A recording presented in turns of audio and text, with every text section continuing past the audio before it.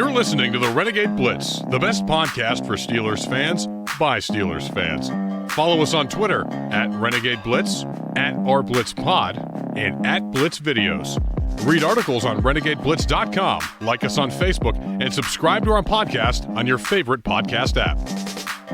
And welcome back to the Renegade Blitz podcast. I'm Ty Polk with Chris Ward, back with you as we are a few days away from the draft, and we just want to talk to people and try to get their opinions on a lot of stuff going on out there with training because organized team activities are going right now. So we're glad to have on Rischad Whitfield. He's the Footwork king. He trains with some of the biggest names in the NFL, going from Odell Beckham Jr., Darius Slay, Eric Ebron, Joe Hayden, LeVeon Bell, some Steelers for you, and also Mecole Hardman and Javon Howard are some of the names that he's trained.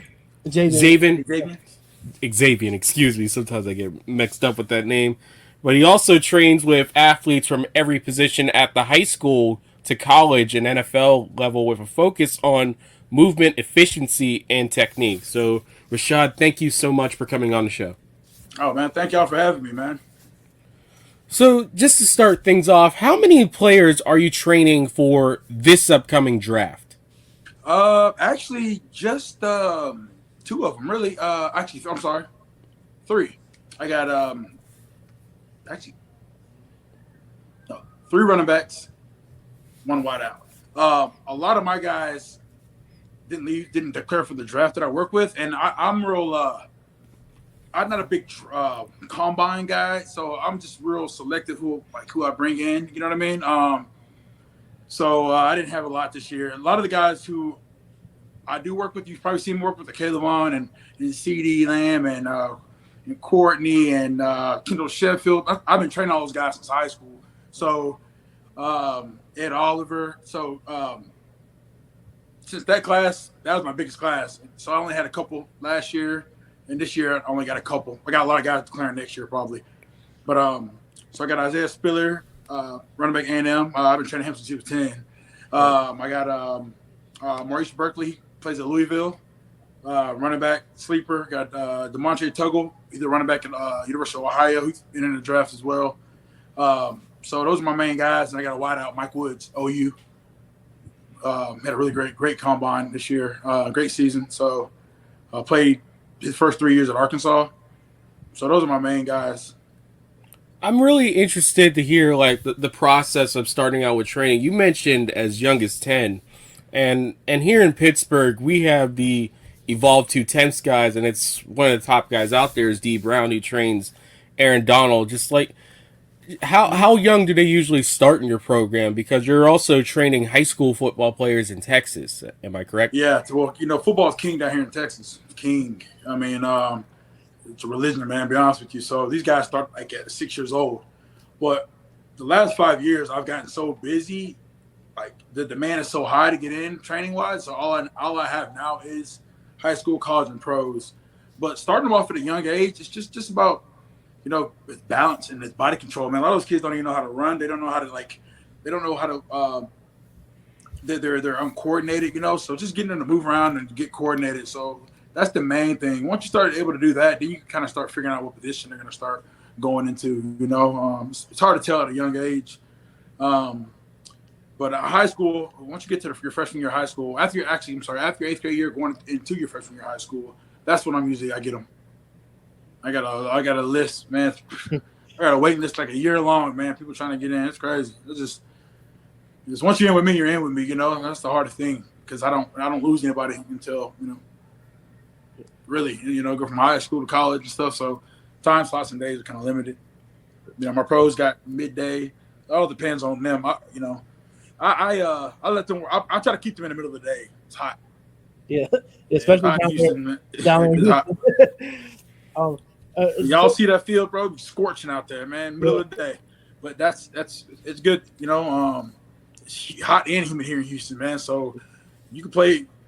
It's hard to breathe, but it's good work. And so I switch it up. Evening time. Me and Najee worked 11 mid-morning. It was pretty decent. So actually, no, we went at 1. We did go at 1. Yeah, we went at 1 that day. So yeah, Gunner had morning workout.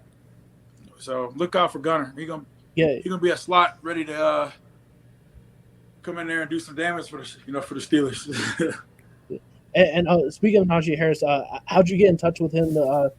Training him, and what was it like working with him? Well, usually he reached out to me on IG, but it's usually always through somebody. I got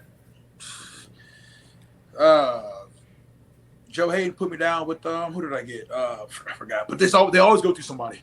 So it was good. The main thing I told with Najee is like it's just inside runs. Just working on getting skinny, not giving so much of his body. Taking big hits, just everything through traffic. Just being able to be move quickly and efficient through tight confined areas. That's the biggest thing. Yeah, or work with him. Not so much ground and pound.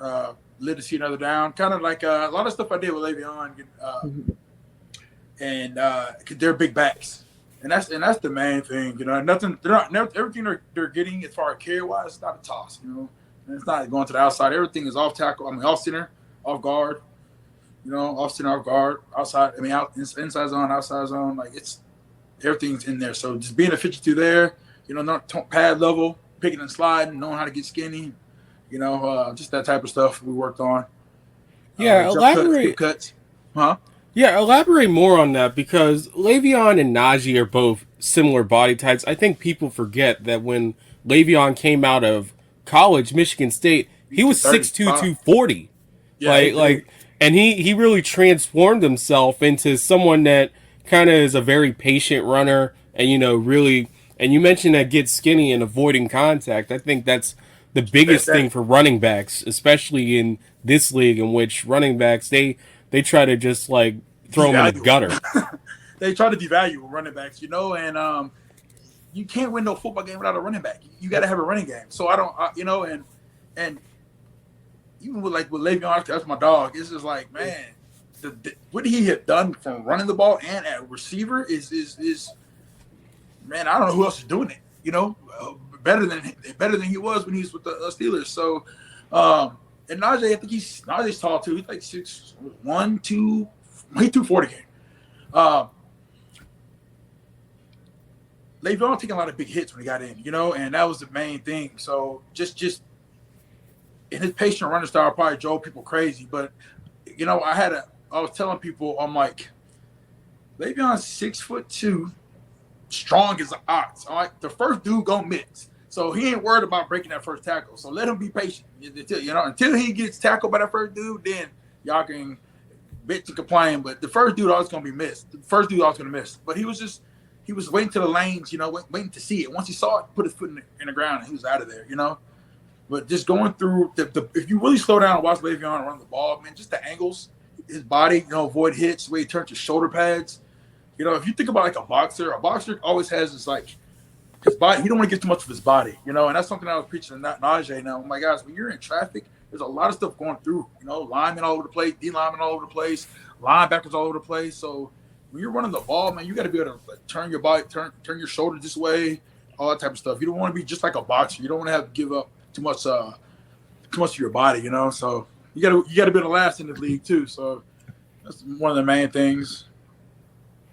And we now bring in Brandon Walker, who was running a little bit late because of technical difficulties. Brandon, we're glad to have you on. So far, we talked about Rischad Whitfield, the footwork king. He's worked with a ton of NFL talent, ranging from Odell Beckham, Darius Slay, and of course a few Steelers like Joe Hayden and LeVeon Bell. He just got finished talking about running backs and how he trains them to try to evade contact, because with running backs, their entire job is basically initiating contact, getting hit, and keep on going. But he talked about how LeVeon Bell, he came into this league 6'2", 240, and he transformed himself into a guy that was a patient running back and a guy that was known for making people miss rather than what everyone thought he was going to be, the traditional Pittsburgh power running back, and how he's trained him a lot similar with Najee Harris, who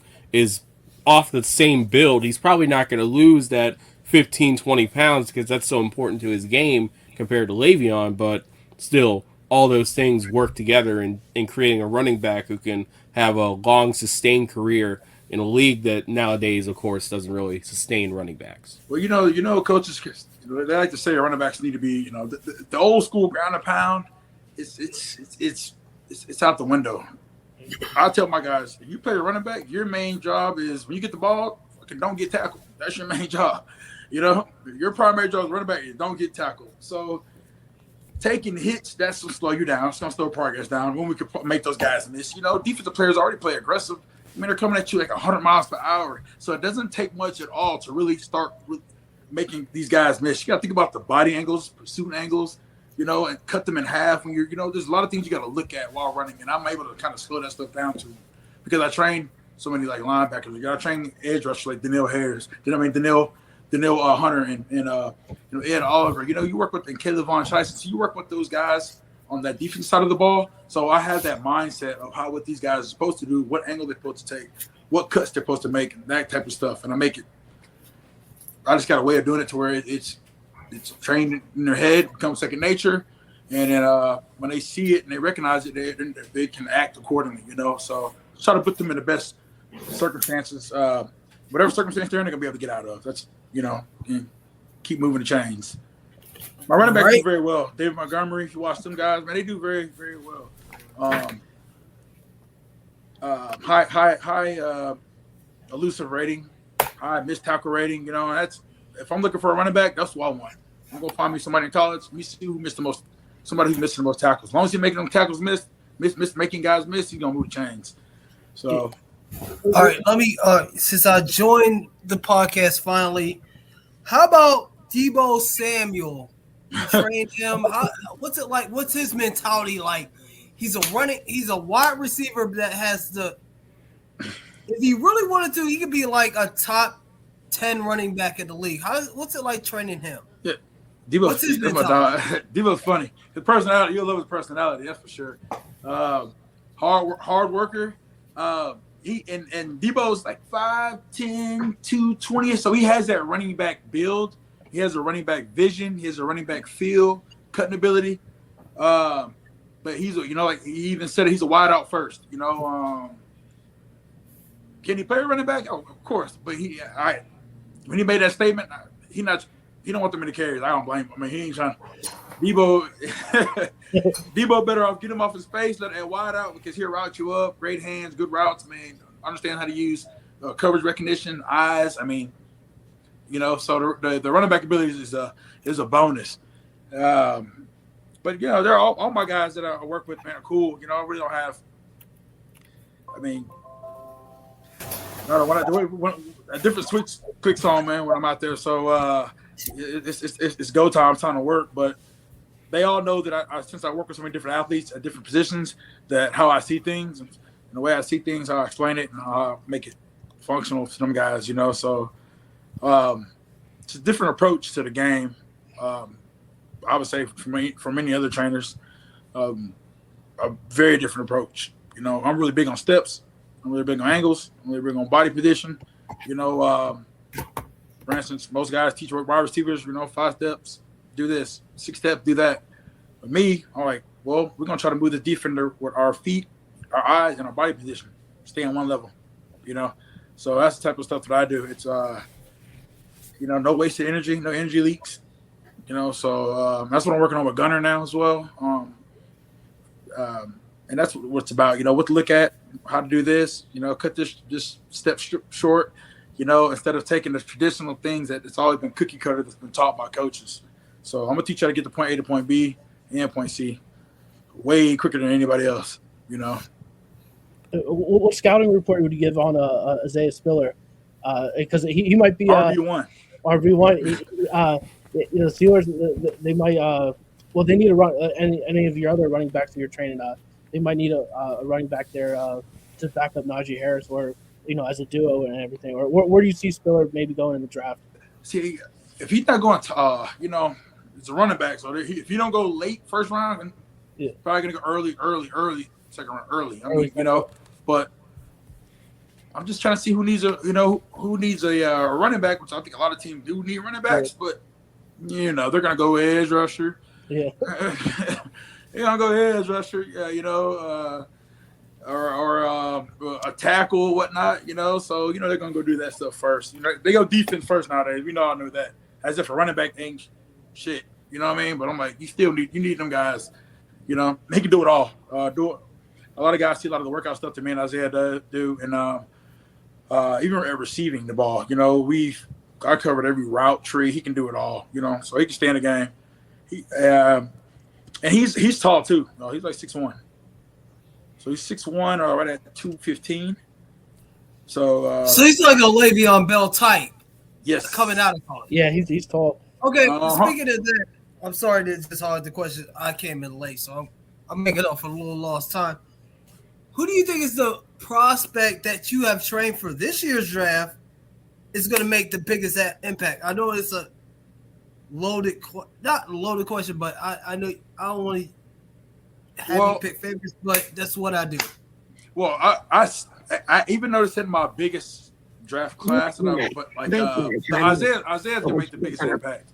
The reason why I say Isaiah's gonna make the biggest impact because one, he's been working with me for so long. Plus, he's been out there at the field with Jet McKinnon and Deebo Samuel while he was in college, and David Montgomery. But he's been around all that already, training with those guys, and he's showcasing all that type of NFL ability in college. You watch him, watch Isaiah, first person misses, watch the stuff that he does in traffic, his cutting ability, his feel, his vision. He ran over one person against Florida, the linebacker. And of course, everybody want to call him a power back.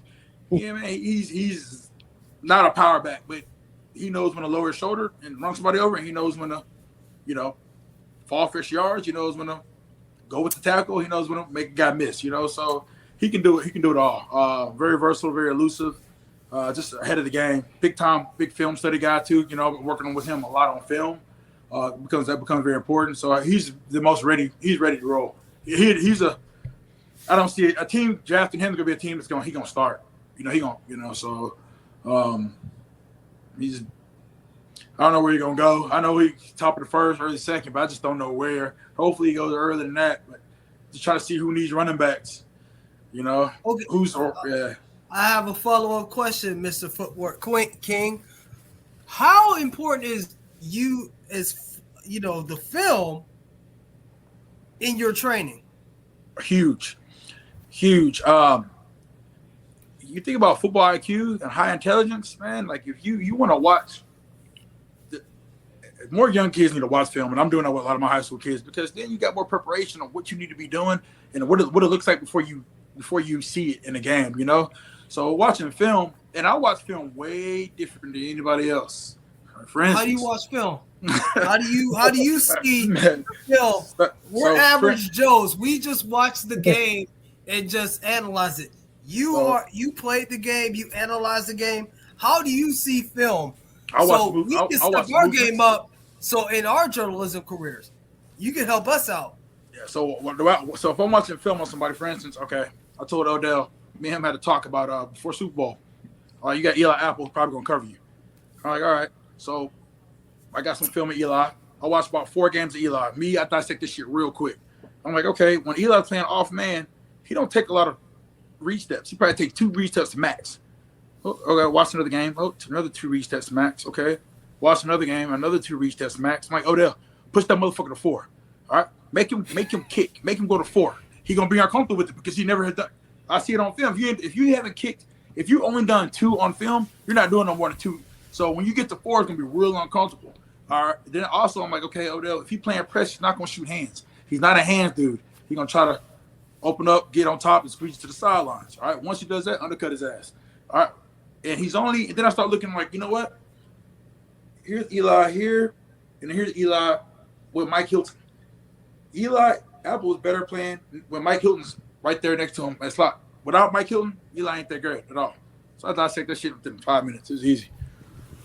Well, let's talk about that because we talked a lot about the offensive footwork, but of course defensively, especially with the steps for Eli Apple. How important is footwork defensively?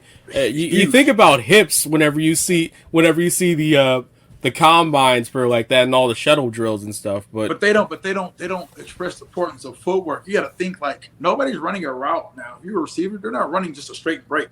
I mean, there's everything has a lateral stem, rocker step, the whole nine. You take a guy like, matter of fact, there's a video I got of me and Joe Hayden, and this one Julian Edelman was pushing a vertical. Julian Edelman started to stem. I'm like, it's the same footwork me and Joe working. Once Julian Edelman started pushing, you see Joe kind of start walking back. Once Edelman started to kind of stem a little bit, Joe goes right to a kick step, turns right to a shuffle, cut that shit off. So he was already sitting on the out route already. Tom Brady didn't even throw it. So footwork is very important as defensive back. You got to think, guys. Some guys are going backwards. Everything's in reverse. So it's an already unorthodox way to move, right? I mean, everybody wake up in the morning and walk straight. Those guys. So receivers are going straight, defensive backs going backwards. So they're already at a disadvantage. So it's you got to know the steps, what angle to take, the whole nine. Because they don't take much at all. Defensive backs don't have an idea where those guys are going. So you got to make sure you make the right steps. So I can see it, once I can look at alignment and stuff like that. Okay, he's pushing vertical. All right, start kicking now. All right, and then start flipping here. Know your opponent. Know what type of routes he's. See a dope move guys. He play high. He play too low. Big speed release guy. Like this. I can look at film and tell who getting the damn ball. It's not hard. I watch Julio get out once Julio get out the huddle. Once I notice that once Julio start playing with his gloves, it's high chance he's getting ready to get that ball. 90% chance he is. A lot of times when he wasn't, just blocking, he went far off the ball like he would if he was getting the ball. So it's tendencies. If they're Deshaun Jackson's the same way. He start pulling his gloves. All right, go ball. When he start loaded up, pulling his glove, we know it's going deep. When he's kind of standing straight up a little bit, probably do some short stuff. 1 step slant, 3 step slant, hitch. I really dissect that shit to a T. Yeah, it's tells.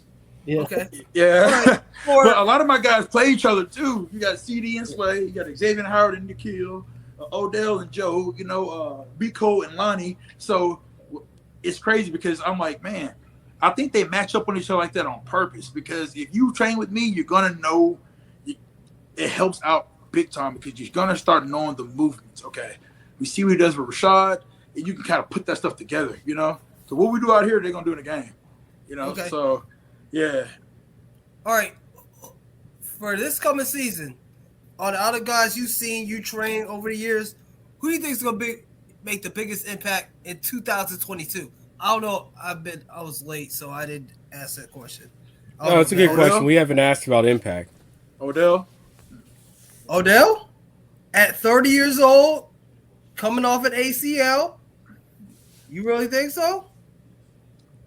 Explain. The thing is, the age it's not an issue. If you know Odell, I trained Odell. His mindset is different. All right? I knew once he left Cleveland, he wasn't the issue at Cleveland. I mean, we all know that. No. We all know what the issue was. Yeah, but the issue over there gone now, Baker.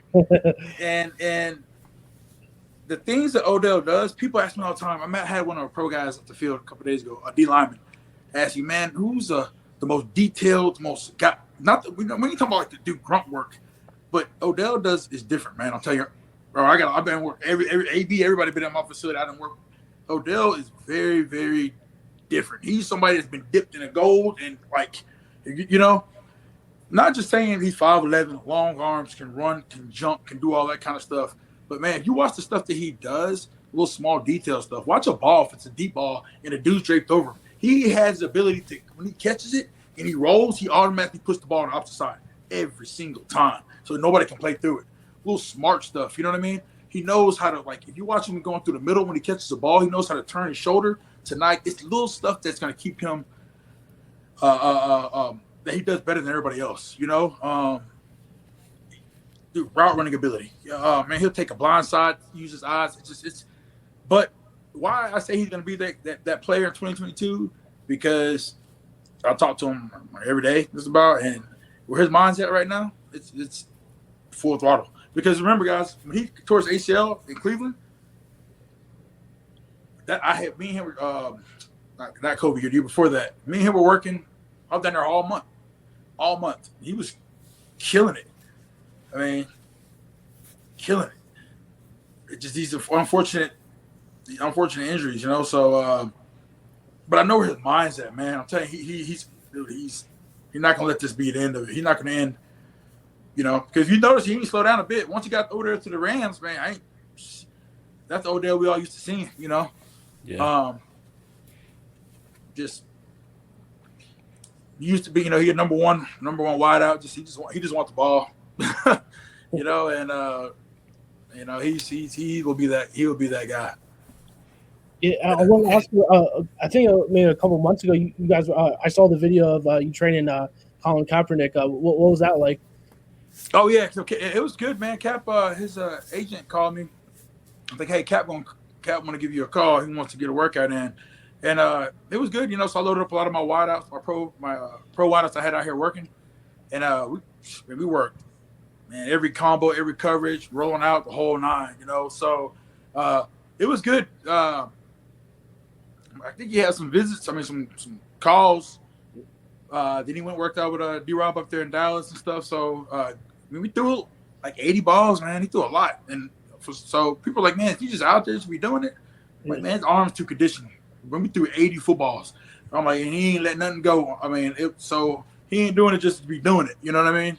So it was good, you know. Just trying to see. I'm sure somebody gonna figure something out. You know, this is hard to tell, man, with him. What you know? Yeah, it is. Yeah, it's just hard to kind of tell whether or not. Unfortunately, Footwork King, he's my age. I'm 35. So if it ain't happening over 6 years, it ain't happening for him. I hope it works out. He was a martyr for the league. Yeah. But unfortunately, that's what I kind of had in my mind as well. Yeah. I'm sorry to take myself, but yeah, no. You know, I was thinking, you know, you're absolutely right. You know, it's a good. I mean, that's I think how everybody thinks. You know, I thought was like, well, I was thinking the same way, but I'm like, man, you out here, you hit me up to do this, and you must have known something I don't know. You know, or you must have got. I kept seeing something about the Cardinals. I'm like, okay, it makes sense because his agent represents Cliff Kingsbury, so. You know, I can see Cliff just doing, you know, but yeah, I haven't seen no pen, nothing. I haven't heard anything yet about what's going on. So, no. I just want him back in pads somewhere. It's like, even if it's in one of these like these middle leagues, and it's just like just to go out and show out and just show that he can, like, yo, he could do this not only in shorts, he could do this in pads again. You just have to give him a shot. That's how I feel. Yeah. That's another thing. I was trying to figure out why he wasn't. We got the USFL. That USFL league right now. That thing is on fire, man. They it's a lot of boys in there that played in the league, you know. So it was on. That'd be a good place, but I don't know. I wonder. I don't know. Just hard to tell with Cap. So I don't know if you can do that or not. I would just, you know, maybe wait on the XFL beforehand. I'm not sure. Well, we'll see what it is, guys. You guys have anything else? I just want. We talked a little bit about Texas football. I wanted to know, like, what was that like? You said it's like, you know, it's it's everything down there and everything. What's it like? The atmosphere with Texas high school football, is it like everything? Oh man, you ever see the high school stadiums we got out here? Yeah, Yeah. Yeah, the high school stadiums are nuts. So you look at recruiting, man. Like where my facilities at, right? You got to think guys like Ed Oliver. He went to school 10 minutes down the road. Kayvon Tyson, first rounder, North Shore, went to school 15 minutes down the road at North Shore. C.D. Lamb at Foster, 15 minutes down the road. I know I'm missing Kendall Sheffield, 4th round Falcons, not too far from but the Fort Marshall, 35 minutes down. But it's the amount of guys that are in the league that are from right around here is unreal. It's a lot of them, and that's where recruiting. Recruiting's big down here. These coaches they live out here. They run camps. Jim Harbaugh runs a camp. Michigan, he runs a camp out here before everybody else does. Get a lot of talent. But this is what we do down here. It's king down here, man. It is definitely. Do you think it's the best football state? Can't nobody beat us. Can't nobody beat us. Florida. Yeah. You know, been from Florida boys. They all fast over there, and they like rabbits. Them Florida boys, they're good, but we got strength and speed. You think about all positions, man. From fundamentals, from technique, from speed, size, and everything else. I just think we just.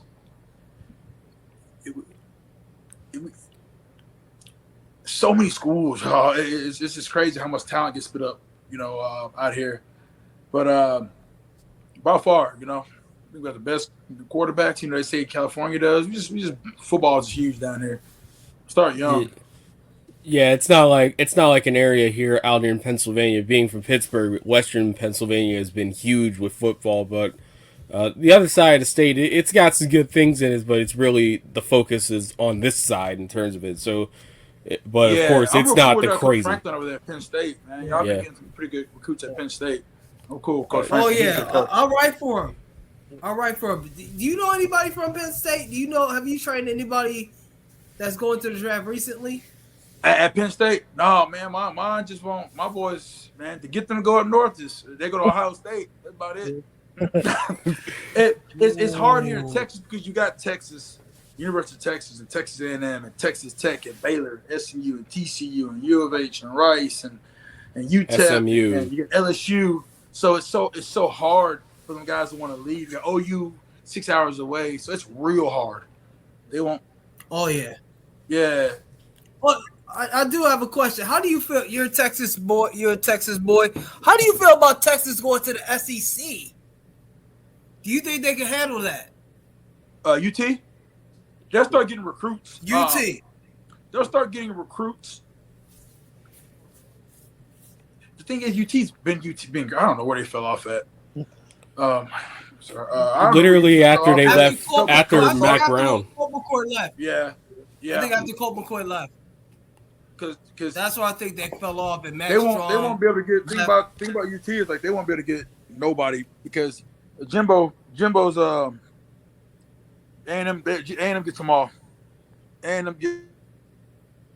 Oh, we lost him. I think we lost him. But there is one thing to talk about with that. I do agree that I was going to mention one guy that had an offer from Texas because Pitt's wide receivers coach went down to Texas, and that's Rodney There Gallagher. we go. Can you hear me? Yeah. Oh, yeah. Yes. There we go. Sorry about that. Let me see. Can you hear me? Yeah, we can. I hear you. I can't hear y'all. Let me see. A little bit of technical difficulties. They cancel that. Let me try to. 1 second. I can't hear y'all. Back out, and if you can hear us, just back out and rejoin like you did earlier. Sometimes the cell phones, it gets weird. StreamYard, let's see. Texas A&M has the top-rated recruit class in the country right now. Oh, really? I was talking to my cousin the other night. Trust me, I know. Yeah. We do recruiting shit for a living.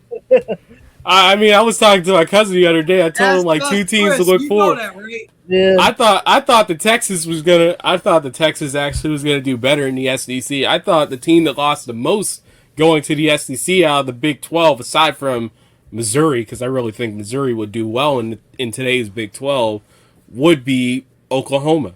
And as you could see, Lincoln Riley decided to pack up and go in there. I actually think Texas could survive pretty well in the SEC. I do too. But But they Texas, did fall off there. I don't like they. They'll take a good quarter out of most of A&M's talent. Yeah, yeah, yeah. Just Like some of those 5-stars that went to A&M, they wanted to go to Texas, but they wanted to play in the biggest part. They wanted to play in the biggest conference, and with that kind of really puts a chunk in it with Oklahoma and UT both being in there. That's going to be interesting to see what they do. Oklahoma, UT, Alabama. That's going to be a super conference. I could tell you this right now. They might as well take. They're going to take Texas A&M, and Oklahoma. Put Arkansas right next to it and bring back the old Southwest division. Yeah, they might. Hold up. How many teams do they have right now? 14. They're going to have 16 after this. They're going to have 16 when they split it up by 4. Alabama, Arkansas. No, I'm sorry. Texas A&M, OU, Arkansas, Alabama, Auburn, LSU, and God, dog. I don't know how you're going to do it. I don't know what the other team is going to. I would say Ole Miss, just to keep the Mississippi State rivalry. We're waiting for the Footwork King to come back in. Chris, give him a message if you can. Yeah. But for this, Mississippi State, I don't know. They thought about putting him into 4 mini quadrants, sort of like how the NFL does. I mean, that would be a fun quadrant for me to watch right there, because that brings back the old Big 12 days and stuff like that. Missouri would be the one left out for that, sadly. But you put them with Mississippi State. No, I said Alabama. Alabama, Auburn, LSU, and Missouri. I don't know. That would be a death sentence. That would be a death sentence for them. Well, they shouldn't have left the Big 12. I mean, I can't deny it. I felt that in terms of it, it's like Nebraska going to the Big 10 versus. I'd rather Nebraska stuck around the Big 12, and then you put Missouri in the Big 10, and then because whenever the Big 12 inevitably dies, you then have Kansas and Missouri that has that Midwest feel that the Big 12. Now it's I guess it's more Big 12 than the actual Big 12. The Big 10 has. I'm gonna tell you something. I'm gonna tell you the biggest screw up in Maryland going to the Big 10. They should have never did that. They got the bag, but they should have never did that. They was fine in the ACC. You had. That's the thing is the Carolina schools in basketball run the ACC. The North Carolina Dukes, NC State, Wake Forest, they run it. Maryland was doing a pretty good job, but they felt like an outsider. Maryland was doing a pretty good job, but they won the national championship in 2002. But I was reading it up earlier today that they upset one of the biggest basketball powers in that state, and that's why they haven't gotten a recruit from the biggest basketball power in Maryland in 20 years. That's when they won the championship. So I seen it earlier. Who do they upset? I can't remember. It's the biggest basketball power. I forgot their name. You are from Maryland. I probably know it. If I know it, I have to look that up. Because I forget. It started with a B. I can't remember.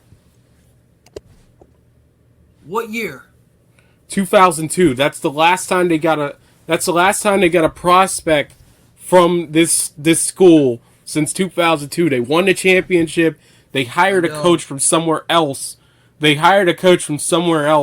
Another school instead of that school, and it basically caused an entire hullabaloo for them. Yeah. And Chris, do you want to just end this podcast? I was about to say, you got what we needed here. Yeah. We're about done anyway. Regardless, thanks to Rischad, Whitfield, the Footwork King. Sorry about the entire little technical snafus on both sides for us today. It's a Sunday like that, and you know how Wi-Fi gets. But regardless, we thank you so much for tuning in. Thank you for sticking around through that last little part where we kind of went off topic. But hey, we're sports guys. We love this stuff. So what can I say? I'm Ty Polk. That's Chris Ward. That's Brandon Walker. You've been listening to and watching the Renegade Blitz. Thank you for listening to the Renegade Blitz podcast. Follow us on Twitter at Renegade Blitz, at @RBlitzPod, and at Blitz Videos. Read articles on RenegadeBlitz.com. Like us on Facebook and subscribe to our podcast on your favorite podcast app. The Renegade Blitz podcast is available on Apple Podcasts, Google Podcasts, YouTube, Spotify, and wherever else you can listen to podcasts.